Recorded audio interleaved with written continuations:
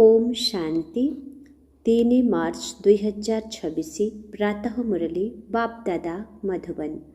मीठे बच्चे, तुमे माने हेल रूप बसंत अर्थात जोगी एवं ज्ञानी।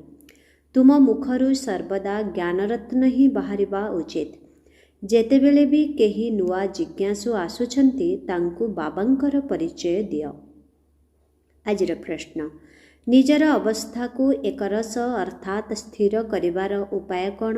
उत्तर, निजर संग प्रति ध्यान दियो, तेबे अवस्था एकरस होइजिबो। सर्वदा भल भल सेवाधारी विद्यार्थी मानंकर संग करिबा दरकार। जदि केही ज्ञान एवं जोग व्यतीत अन्य कौनसी ओलोटा कथावार्ता करुछंती, मुखरु रत्न बदलरे पत्थर बाहर करुछंती, तेबे सेमानंक संगरु सर्वदा सावधान रहिबा दरकार। गीत, रात के राही थक मत जाना। ओम शांति। ज्ञान ओ विज्ञान एहाकु अलफ एवं वे कुहाजिब। बाबा अलफ एवं वेर ज्ञान देउछंती। दिल्ली रे विज्ञान भवन अछि, किंतु सेमाने एहार अर्थ को जानि नाहंती। तुमे संतान माने जानिछ ज्ञान एवं जोग।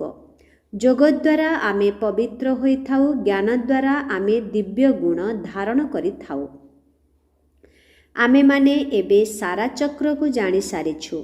जोगर यात्रा पाई एही ज्ञान मिलुछि। सेमाने जोग पाई कौनसी ज्ञान देउ नाहंती। सेमाने तो स्थूल ड्रिल आदि शिखाउछंती। एहा हेउछि सूक्ष्म एवं मूल कथा। यही गीतर मध्य ता सहित संबंध रहिछि। बाबा कहउछंती, हे संतान माने, हे ब्रह्मलोकर यात्री, पतित पावन बाबा ही समस्तंकर सद्गति दाता अटंती। सिए ही समस्तंको घर को जीवा पाई रास्ता बताइबे। तुम पाखको मनुष्य माने बुझिबा पाई आसुछंती। काहा पाखको आसुछंती? प्रजापिता ब्रह्मा कुमार कुमारी मानंक पाखको आसुछंती ना। तेणु तुमे तांकु पचारिबा दरकार, तुमे काहा पाखको आसीछ? मनुष्य माने साधुसंथ महात्मा मानंक पाखको जाइथांती। तांकर नाम मध्य थाए अमुक महात्मा जी। सेहिपरि एठारे तो नाम ही रहिछि प्रजापिता ब्रह्मा कुमार कुमारी। एमिति तो बी के मध्य बहुत अछंती। तेबे तुमे माने तांकु पचारिबा उचित, काहा पाखको आसीछ? प्रजापिता ब्रह्मा तुमर कौन हेबे? से तो समस्तंकर पिता अटंती ना। केही केही कहउछंती तुमर महात्मा जी अथवा गुरुंकर दर्शन करिबु। तेबे तांकु कुह, तुमे माने गुरु बोली किपरि कहउछ? नाम तो प्रजापिता ब्रह्मा कुमार कुमारी रखा जाइछि। तेणु सिया आमर पिता हेले गुरु नुहंती। प्रजापिता ब्रह्मा कुमार कुमारी अर्थ एमानंकर केही बापा अछंती। से तो तुमर मध्य पिता हेले। एपरि कुह, आम बीकेंकर बापांक सहित मिसिबाकु चाहुछु। प्रजापितांकर नाम केबे सुनिछ? तांकर एते संतान संतति रहिछंती। जदि बाबांक विषय रे जानिगले, तेबे बुझिजिबे जे इए बेहदर बाबा अटंती। तेबे प्रजापिता ब्रह्मांकर मध्य निश्चित भावरे केही बापा थिबे। तेणु केही भी आसिले तांकु पचार जे तुमे माने काहा पाखको आसीछ? बोर्ड उपरे कौन लेखा जाइछि? जेहेतु एते ढेर सेंटर रहिछि, एते ब्रह्मा कुमार कुमारी अछंती, तेबे पिता मध्य निश्चित थिबे ना। गुरु तो होई पारिबे नाही। प्रथमे तो एक कथा बुझी जानतु जे एहा आमर घर अटे। सेमानंक बुद्धिरु बाहारु जे मु कौनसी एक परिवार को आसीछि। आमे प्रजापिता ब्रह्मांकर संतान अटु। तेबे तुमे माने मध्य निश्चित भावरे तांकर संतान होइथिबो। अच्छा, एही ब्रह्मा काहार संतान? ब्रह्मा विष्णु शंकरंकर रचयिता तो परम पिता परमात्मा शिव अटंती। से रूपरे हेउछि बिंदु। तांकर नाम हेला शिव। से आमर दादा अटंती। तुमर आत्मा मध्य तांकर संतान अटे। तुमे माने मध्य ब्रह्मांकर संतान अट। तेणु तुमे एपरि कुह जे आमे बापदादांक सहित मिसिबाकु चाहुछु। तांकु एपरी बुझाइबा उचित जहाद्वारा तांकर बुद्धि बाबांक आड़कू चलीजिब। बुझीजिबे जे मु काहा पाखकू आसीछि। प्रजापिता ब्रह्मा आमर पिता अटन्ते। से सबु आत्मा मानंकर पिता अटन्ते। तेणु प्रथमे एकथा बुझी जाओ जे आमे काहा पाखकू आसीछु। एहिपरि युक्तिर सहित बुझाइबा उचित जहाद्वारा सेमाने जानिजिबे जे एमाने शिव बाबांकर संतान अटन्ते। एहा एक परिवार अटे। तांकु बापा एवं दादांकर परिचय मिली जाऊ। तुमे माने बुझाई पारिब समस्तंकर सद्गति दाता निराकार बाबा अटन्ति, जिए कि प्रजापिता ब्रह्मांक द्वारा समस्तंकर सद्गति करुछन्ति। सेमाने तांकु डाकुछन्ति। तुमे माने देखुछ ना केते संतान बाबांक ठारु संपत्ति नेउछन्ति। प्रथमे तांकु बाबांकर परिचय मिलु, तेबे जाई बुझिबे जे आमे बापदादांक सहित मिसिबा पाई आसिछु। सेमानंकु कुह आमे तांकु बाप दादा बोली कहुछु। शिव बाबा हेउछन्ति नॉलेजफुल पतित पावन। पुणी बुझाइबा दरकार जे निराकार भगवान समस्तंकर सद्गति दाता। सीए ज्ञानर सागर। आमे माने ब्रह्मांक द्वारा बेहदर वर्षा नेउछु। तेबे सेमाने बुझीजिबे जे एही ब्रह्मा कुमार कुमारी माने शिव बाबांकर संतान। सीए ही समस्तंकर पिता अटन्ते। भगवान एक अटन्ते। सीए आदि सनातन देवी देवता धर्मर स्थापन करुछन्ति। स्वर्गर रचयिता सीए समस्तंकर पिता, शिक्षक एवं गुरु मध्य अटन्ति। आम समस्तंको सृष्टिर आदि मध्य अंतर रहस्य को बुझाउछन्ति, अर्थात त्रिकालदर्शी करुछन्ति। जाहाको बुझिबा योग्य भावुछ तांकु एकथा बुझाइबा दरकार। प्रथमे त पचार, तुमर केते जण बापा अछन्ति? लौकिक ओ पारलौकिक बाबा त सर्वव्यापी होई पारिबे नाही। लौकिक बापांक ठारु एही सबु वर्षा मिलुछि एवं पारलौकिक बाबांक ठारु एही सबु वर्षा मिलुछि। तेबे तांकु सर्वव्यापी बोली किपरि कुहाजिबो? एही शब्द को नोट करी धारण कर। एही कथा को निश्चित भावरे बुझाइबाकू पड़िबो। तुमे माने बुझाइबो जे एहा आमर घर, एठारे केही गुरु नाहांती। देखुछ एमाने सबु ब्रह्मा कुमार कुमारी अटन्ते। स्वर्गर संपत्ति आमकु त निराकार शिव बाबा ही देउछन्ति, जे कि समस्तंकर सद्गति दाता अटन्ति। ब्रह्मांकु समस्तंकर सद्गति दाता पतित पावन लिबरेटर कुहा जाई पारिबो नाही। एहा शिव बाबांकर महिमा ही अटे। जिए भी आसिले तांको बुझाओ जे इए समस्तंकर बापदादा अटन्ति।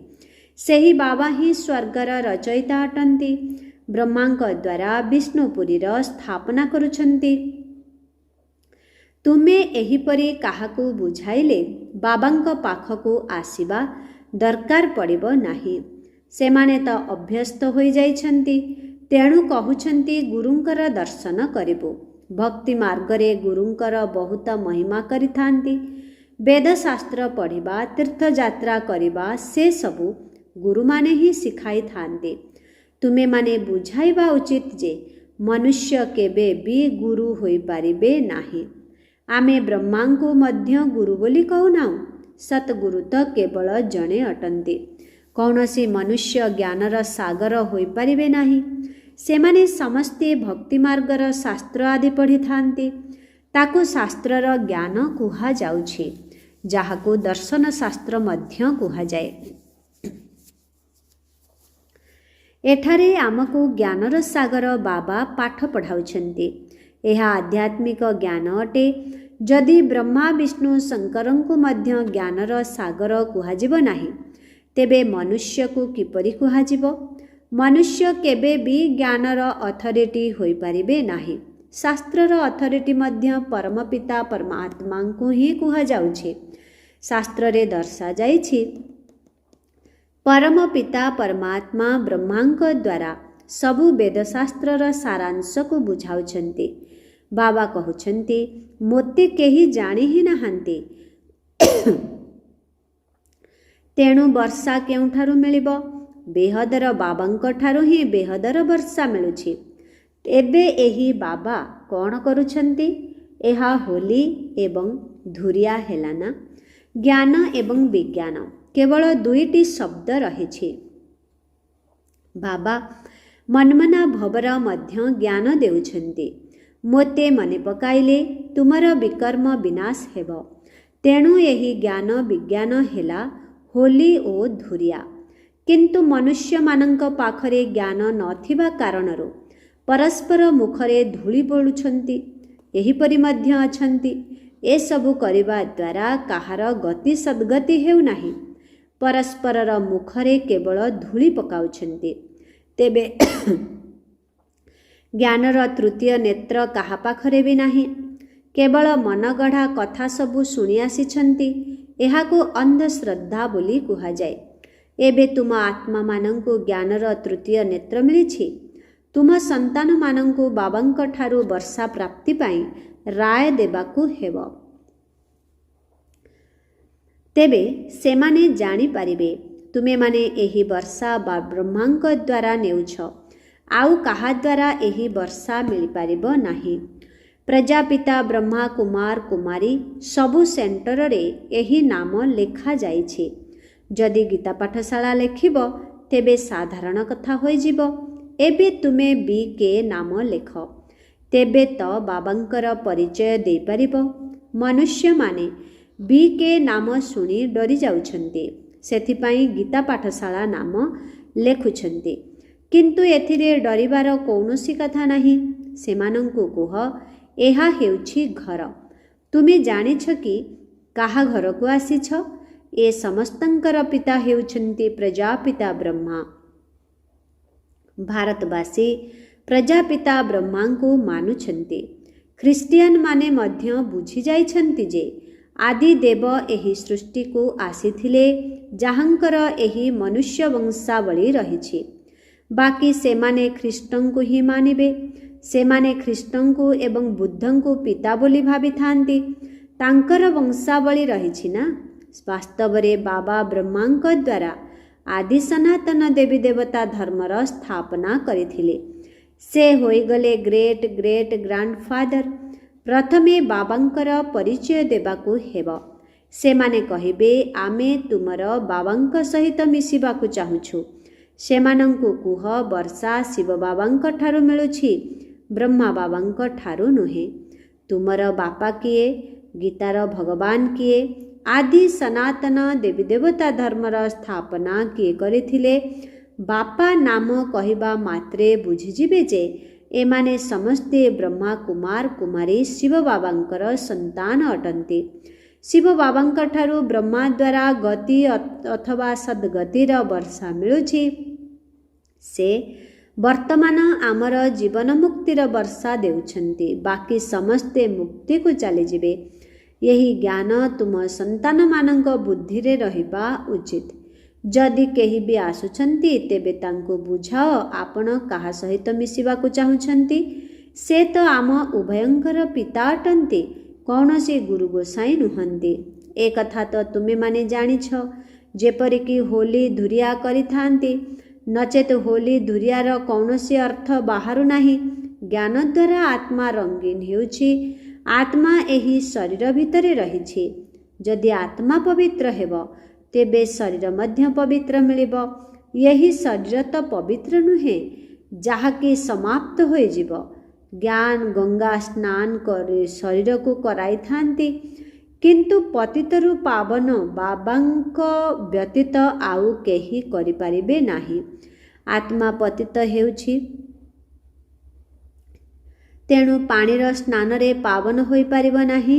ଏହି କଥାକୁ କେହି ଜାଣି ନାହାନ୍ତି। ସେମାନେ ତ ଆତ୍ମା ହିଁ ପରମାତ୍ମା ବୋଲି କହିଦେଉଛନ୍ତି। ଆତ୍ମାକୁ ମଧ୍ୟ ନିର୍ଲେପ ବୋଲି କହିଦେଉଛନ୍ତି। ଯେଉଁମାନେ ବର୍ତ୍ତମାନ ସେନ୍ସିବୁଲ୍ ହୋଇଛନ୍ତି ଅର୍ଥାତ୍ ବୁଦ୍ଧିବାନ ହୋଇଛନ୍ତି, ସେମାନେ ଏହି ଜ୍ଞାନକୁ ନିଜେ ଧାରଣ କରି ଅନ୍ୟମାନଙ୍କୁ ମଧ୍ୟ କରାଇ ପାରିବେ। ଯେଉଁ ସନ୍ତାନମାନେ ମୁଖରୁ ସର୍ବଦା ଜ୍ଞାନ ରତ୍ନ ବାହାର କରୁଛନ୍ତି ତାଙ୍କୁ ରୂପ ବସନ୍ତ କୁହାଯାଉଛି। ଜ୍ଞାନ ବିଜ୍ଞାନ ବ୍ୟତୀତ ପରସ୍ପର ମଧ୍ୟରେ ଅନ୍ୟ କିଛି ନେଣଦେଣ କରିବା ଅର୍ଥ ପରସ୍ପରକୁ ପଥର ମାରିବା। ଯାହାଦ୍ୱାରା ସେବା ବଦଳରେ ଅପସେବା କରୁଛନ୍ତି, 63 ଜନ୍ମ ହେବ ପରସ୍ପରକୁ ପଥର ମାରି ଆସିଛ। ଏବେ ବାବା କହୁଛନ୍ତି, ତୁମେମାନେ ପରସ୍ପର ଭିତରେ ଜ୍ଞାନ ବିଜ୍ଞାନର କଥା ହୋଇ ମନକୁ ଖୁସି କର। ପରଦର୍ଶନ ପରଚିନ୍ତନର କଥା ଶୁଣିବା ଉଚିତ ନୁହେଁ। ଏହା ଜ୍ଞାନ ଅଟେ ନା?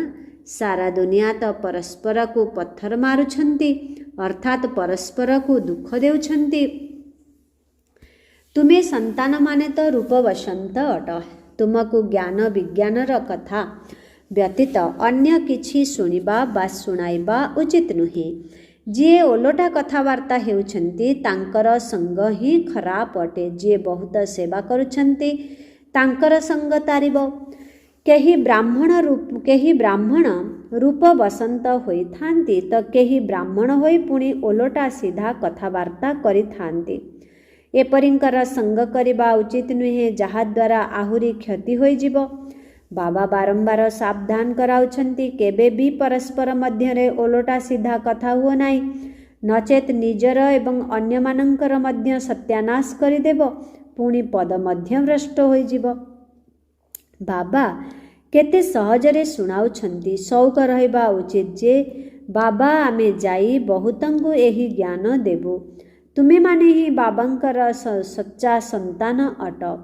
ସେବାଧାରୀ ସନ୍ତାନମାନଙ୍କର ବାବା ମଧ୍ୟ ମହିମା କରିଥାନ୍ତି। ତାଙ୍କର ସଙ୍ଗ କରିବା ଉଚିତ। କେଉଁମାନେ ଭଲ ଭଲ ବିଦ୍ୟାର୍ଥୀଙ୍କର ସଙ୍ଗ କରୁଛନ୍ତି? ବାବାଙ୍କୁ ପଚାରିଲେ ବାବା କହିପାରିବେ କାହାର ସଙ୍ଗ କରିବା ଉଚିତ। କିଏ ବାବାଙ୍କର ହୃଦୟରେ ବସିଛନ୍ତି ସିଏ ତୁରନ୍ତ କହିଦେବେ। ସେବାଧାରୀମାନଙ୍କୁ ବାବା ମଧ୍ୟ ରିଗାର୍ଡ ଦେଇଥାନ୍ତି। କେହି କେହି ତ ସେବା ମଧ୍ୟ କରିପାରୁନାହାନ୍ତି। ଏହିପରି ବହୁତଙ୍କୁ ଖରାପ ସଙ୍ଗ ମିଳୁଛି, ତେଣୁ ଅବସ୍ଥା ତଳ ଉପର ହୋଇଯାଉଛି। ହଁ, କିଏ ଯଦି ସ୍ଥୂଳ ସେବାରେ ବହୁତ ଭଲ, ସେମାନେ ମଧ୍ୟ ଭଲ ବର୍ଷା ପାଇଥାନ୍ତି। ଅଲଫ ଏବଂ ବେ ଅର୍ଥାତ୍ ବାବା ଏବଂ ତାଙ୍କର ସମ୍ପତ୍ତିକୁ ବୁଝିବା ତ ବହୁତ ସହଜ। କାହା କାହାକୁ କେବଳ କୁହ, ବାବା ଏବଂ ବର୍ଷାକୁ ମନେ ପକାଅ। ବାସ୍ ଦୁଇଟି ଶବ୍ଦ ଅଲଫ ଏବଂ ବେ। ଏହା ତ ବିଲକୁଲ ସହଜ ଅଟେ ନା? ଯଦି କେହି ଆସୁଛନ୍ତି ତାଙ୍କୁ କେବଳ ଏତିକି କଥା କୁହ, ବାବାଙ୍କ ଆଦେଶ ହେଉଛି ମୋତେ ମନେ ପକାଅ। ବାସ୍ ଏହା ହିଁ ହେଉଛି ସବୁଠାରୁ ବଡ଼ ଖାତିରି। ବାବା କହୁଛନ୍ତି ମୋତେ ସ୍ମରଣ କରିଲେ ତୁମକୁ ସ୍ୱର୍ଗର ବର୍ଷା ମିଳିଯିବ। ପ୍ରତ୍ୟେକ ସେଣ୍ଟରରେ ଏହିପରି କ୍ରମାନ୍ୱୟରେ ରହିଛନ୍ତି। କେହି କେହି ତ ବିସ୍ତାର ଭାବରେ ବୁଝାଇ ପାରିବେ। ନ ବୁଝାଇ ପାରିଲେ କେବଳ ଏହି କଥା କୁହ ଯେ କଳ୍ପ ପୂର୍ବରୁ ମଧ୍ୟ ବାବା ଆସିଥିଲେ କି ମୋତେ ମନେ ପକାଅ, ଆଉ କୌଣସି ଦେହଧାରୀ ଦେବତା ଆଦିଙ୍କୁ ମଧ୍ୟ ମନେ ପକାଅ ନାହିଁ। ବାକି ପରଦର୍ଶନ ପରଚିନ୍ତନ ଅମୁକ ଏପରି କହୁଛି ଏପରି କରୁଛି କିଛି ହେଲେ ବି କର ନାହିଁ। ଏହି ବାବା ତୁମକୁ ହୋଲି ଏବଂ ଧୁରିଆର ଅନୁଭବ କରାଇଛନ୍ତି। ବାକି ରଙ୍ଗ ଆଦି ଲଗାଇବା ତ ଆସୁରୀ ମନୁଷ୍ୟମାନଙ୍କର କାମ। ଯଦି କେହି କାହାର ଗ୍ଲାନି ଶୁଣାଉଛନ୍ତି ତେବେ ଶୁଣିବା ଉଚିତ ନୁହେଁ। ବାବା କେତେ ଭଲ କଥା ଶୁଣାଉଛନ୍ତି, ମନ୍ମନା ଭବ ମଧ୍ୟାଜି ଭବ। କେହି ବି ଆସିଲେ ତାଙ୍କୁ ଏ କଥା ବୁଝାଅ, ଶିବ ବାବା ସମସ୍ତଙ୍କର ପିତା। ସେ କହୁଛନ୍ତି ମୋତେ ମନେ ପକାଇଲେ ସ୍ୱର୍ଗର ବର୍ଷା ମିଳିବ। ସେ ହିଁ ଗୀତାର ଭଗବାନ ଅଟନ୍ତି, ମୃତ୍ୟୁ ସମ୍ମୁଖରେ ଉପସ୍ଥିତ। ତେଣୁ ତୁମ ସନ୍ତାନମାନଙ୍କର କାମ ହେଉଛି ସେବା କରିବା, ବାବାଙ୍କର ସ୍ମୃତି ଦେବା। ଏହା ହେଉଛି ମହାନ ମନ୍ତ୍ର, ଯାହାଦ୍ୱାରା ରାଜଧାନୀର ତିଳକ ମିଳିଯିବ। ଏହା କେତେ ସହଜ କଥା। ବାବାଙ୍କୁ ସ୍ମରଣ କର ଏବଂ କରାଅ, ତେବେ ବେଡ଼ା ପାରି ହୋଇଯିବ। ଆଚ୍ଛା, ମିଠେ ମିଠେ ଶିଖିଲାଦି ସନ୍ତାନମାନଙ୍କ ପ୍ରତି ମାତା ପିତା ବାପ ଦାଦାଙ୍କର ମଧୁର ସ୍ନେହ ସମ୍ପନ୍ନ ଶୁଭେଚ୍ଛା ଏବଂ ସୁପ୍ରଭାତ। ଆତ୍ମିକ ପିତାଙ୍କର ଆତ୍ମିକ ସନ୍ତାନମାନଙ୍କୁ ନମସ୍ତେ। ଆତ୍ମିକ ସନ୍ତାନମାନଙ୍କର ଆତ୍ମିକ ପିତାଙ୍କୁ ଓମ୍ ଶାନ୍ତି, ଗୁଡ୍ ମର୍ଣ୍ଣିଂ, ନମସ୍ତେ ନମସ୍ତେ ନମସ୍ତେ ନମସ୍ତେ ନମସ୍ତେ। ଓମ୍ ଶାନ୍ତି। ଧାରଣା ପାଇଁ ମୁଖ୍ୟ ସାର 1 ନମ୍ବର। सेन्सिबल अर्थात ज्ञानवान होई समस्तंकु बाबांकर परिचय देबाकु हेब। मुखरु केबे भी पत्थर बाहर करी अपसेवा करिबार नाही। ज्ञान जोग व्यतीत अन्य कौनसी चर्चा करिबार नाही। 2 नंबर, जेउमाने रूप बसंत अटंती एवं योग्य सेवाधारी अटंती सेही मानंकर ही संग करिबाकु हेब। जेउमाने ओलोट सीधा कथा सुनाउछंती सेमानंकर संग करिबार नाही। आजिर वरदान, ज्ञान आधार रे रावणर बहुरूपी को जानी तार आकर्षण ठारू मुक्त रहुथिबा शक्तिशाली आत्मा हुआ। जेउ पिलामाने ज्ञान आधार रे रावणर बहुरूप को भल भावरे जानी जाइछंती सेमानंक आगरे से निकटकू आसी सेमानंक आगरे से मो निकटकू मध्य आसी पारिबो नाही। जदि से सुनार बा हीरार रूप मध्य धारण करि नेउ किंतु एमाने तार आकर्षण रे आसीबे नाही।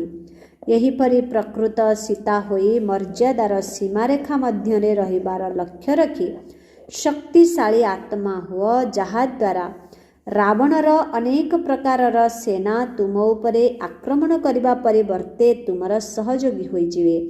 प्रकृतिर 5 तत्व एवं 5 विकार परिवर्तित होई तुमर सेवा करिबा पई उपस्थित होइजिब।